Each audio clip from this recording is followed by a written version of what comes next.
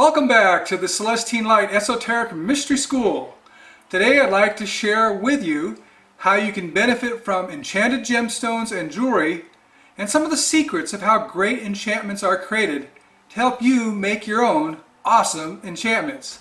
Now this video might be a little dark. I've got a light on my face, but I'm in my office in the middle of the night, so not much in the background. You're just going to have to deal with me. Let's look first at what an enchantment is and what you can expect from an enchantment.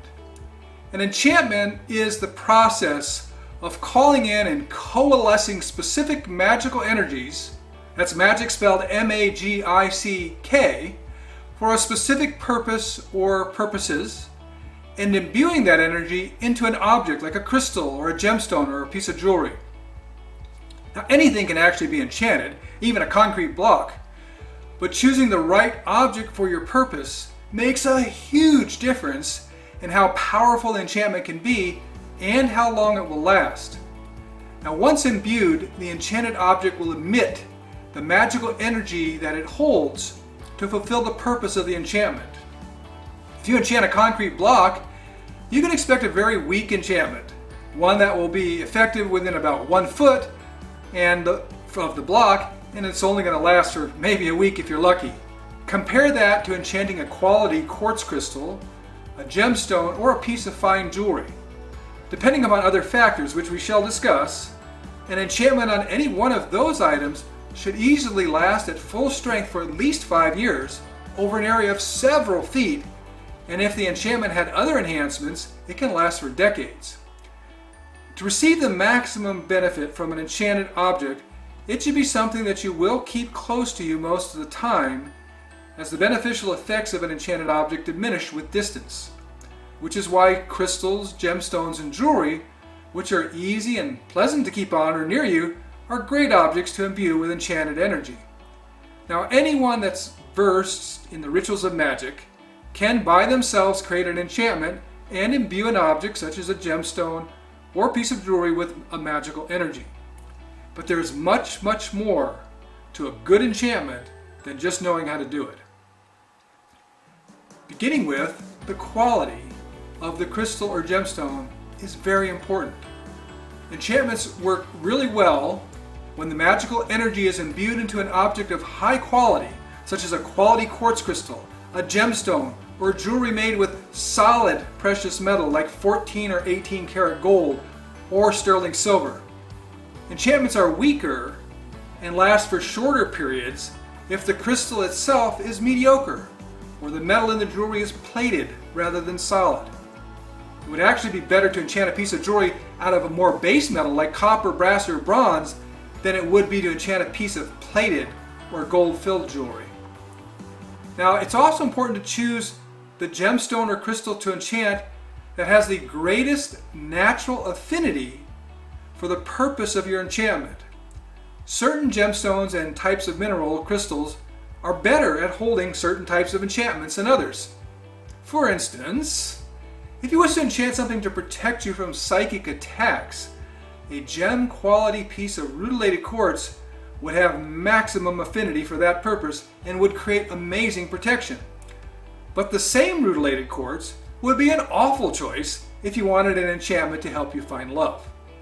So it is very important to use the best, most receptive object possible to imbue with enchanted energy to have the greatest success achieving the purpose of your enchantment.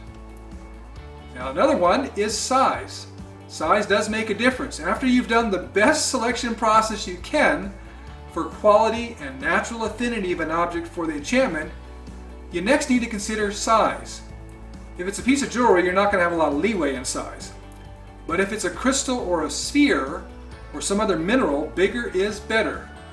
The bigger an object to be enchanted is, the more enchanted energy it can hold, and the longer a period of time it will be able to emit that energy to benefit the owner before it's depleted. Think about it in a similar way to heating a piece of iron or 2 pieces of iron. If you heated a 100-gram cube of iron and a 1,000-gram cube of iron, both to 500 degrees, and then let them cool, the 100-gram cube would be at room temperature within 15 minutes or so. However, it would take hours for the 1,000-gram cube to cool to room temperature due to its greater mass. And it's the same with enchanted energy. If you imbue two equally high quality quartz crystals with enchanted energy, but one was small and the other was much bigger, the larger one will have a greater capacity to hold more enchanted energy when it's first enchanted, and it'll be able to radiate that energy to benefit the owner for a much longer period of time. Now, knowing which crystal, gemstones, jewelry, or other objects will work best to hold and retain the maximum enchanted energy is ancient magical knowledge. I've never seen it written in any book, and it's best to learn one-on-one from someone with more experience. Now, for those of you who are involved with Celestine Light, you will be learning this knowledge as you progress. For anyone that wishes to create an enchantment before you've learned which objects are best to enchant for your purpose, there is a simple prompt that can help your higher self to guide you. Your higher self is connected to all knowledge and can connect you to some profound answers when you start connecting to that part of yourself.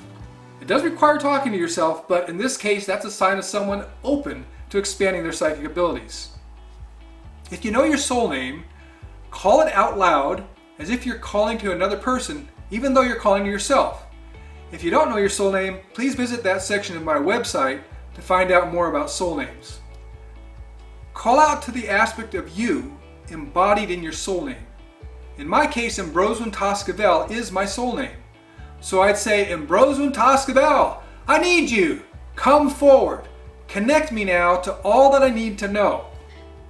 With a little practice, you will be thrilled when you connect to your higher self like this through your soul name. It's like suddenly you know answers to things that you weren't even sure what the questions were before. Now, the next very important aspect of a really good enchantment is how knowledgeable, experienced, and practiced the person or people doing the enchantment are. Think about it like a mechanic working on your car. Would you prefer to have a single person who just graduated from mechanic school and is still looking up how-to information every minute or so in a book? Or a group of master mechanics who can get the engine to purr in short order because they've done it and experienced it so many times before? There's also much greater ability to coalesce and imbue a much more powerful enchantment when you have two or more people with magical knowledge and ability gathered into a circle of power to create the enchantment. The additional magical energy available in a circle of power far exceeds the number of people in the circle. For instance, if you had 6 people participating in a Celestine Light circle of power and assigned a value of 1 to 10 to them depending upon how vast their magical knowledge and experience was, the sum of their combined magical power would be multiplied by their number, not merely their numbers added together. For an example, let me give you an example here. We'll say we have a circle of power of 6 people. We're going to give person number 1 a value of 3 on a scale of 1 to 10, person 2 a value of 1, person 3 a value of 6. This is rating how good their experience is in magical endeavors. Person 4 a value of 8, person 5 a value of 2, and person 6 a value of 3. To approximately measure the magical power that's available in this circle, you would add the numbers together. 3 plus 1 plus 6 plus 8 plus 2 plus 3 equals 23. Then you're going to multiply that number by the number of people in the circle of power. So there's 6 people in the circle, 23 times 6 equals 138. So 138 becomes the best measure of how powerful the circle of power is and how potent any enchantment created by the people in the circle will be. Now you can compare that to even a single magical adept doing an enchantment by themselves, where the maximum rating would just be 10, even for one great person. So my encouragement to anyone that's contemplating doing their own enchantments is to find some other people with magical inclinations and create your enchantments together in a circle of power. Now I do many enchantments every week in a circle of power with my wife Samara and our soul sister Sky, both for enchanted objects on our website, Magical Gems, and custom enchantments for people that request them. All 3 of us are adepts of Celestine Light, and our enchantments are very potent. Now, one of the reasons that our enchantments are so powerful, beside the fact that we're all 3 adepts with over 100 years of experience between us, is we also use special magical amplifying tools. Now I'm going to share with you a very important one now that is truly astounding. I'm going to show you how, and more importantly where, you can make one for yourself to use with your own enchantments. I'm going to show you a picture, or excuse me, a sphere here. Let's see if I can get a good image of it. This is a sphere of astrophyllite. You can't really see how cool this sphere is.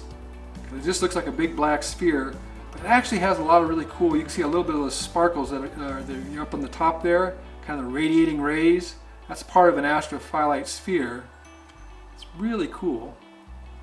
Anyway, that particular astrophyllite sphere is 68 millimeters and it weighs 356 grams, and it's a perfect sphere for putting in the palm of your hand, which works really well when you're doing an enchantment. So for instance, if I was enchanting this mineral here, which is actually a water agate, this is an agate that has water inside of it. It's a very great stone for enchanting. So if I wanted to enchant that in a circle of power, I would put this astrophyllite sphere here, I would add that stone there, I'd clasp it in my hands along with the hands of the other people in the circle of power, all holding that together. Now why are we going to use astrophyllite? What's so special about astrophyllite? Why would we want to add astrophyllite to our enchantment? Well, astrophyllite has a very special ability to hold more enchanted energy from solar eclipses than any other stone, or almost any other stone. A sphere this size, the 68 millimeter size, will hold the energy at full power of a solar eclipse for 50 years or more. Now the locations directly in the path of 100% full solar eclipse are bathed in a very rare and extremely potent magical energy. Even if you were not present at the exact time the eclipse occurred, the magical eclipse energy will remain at full strength along the line of 100% full eclipse for about 2 months afterward, and will actually begin to slowly diminish after that, but will still be there to some degree for at least the next year or two, depending on how long the solar eclipse occurred at that location. Now, if you can get to that line anytime during that period, especially during the first 2 months, with an astrophyllite sphere, you can enchant it to absorb huge amounts of solar eclipse energy. You can then use the astrophyllite sphere, as we do, to amplify every single enchantment you do for the next 5 decades. This is such an amazing magical tool that it's worth traveling hundreds and even thousands of miles to reach a line of full solar eclipse, especially if you can do it within the 2 months of the eclipse, and enchant an astrophyllite sphere to absorb that awesome solar eclipse energy.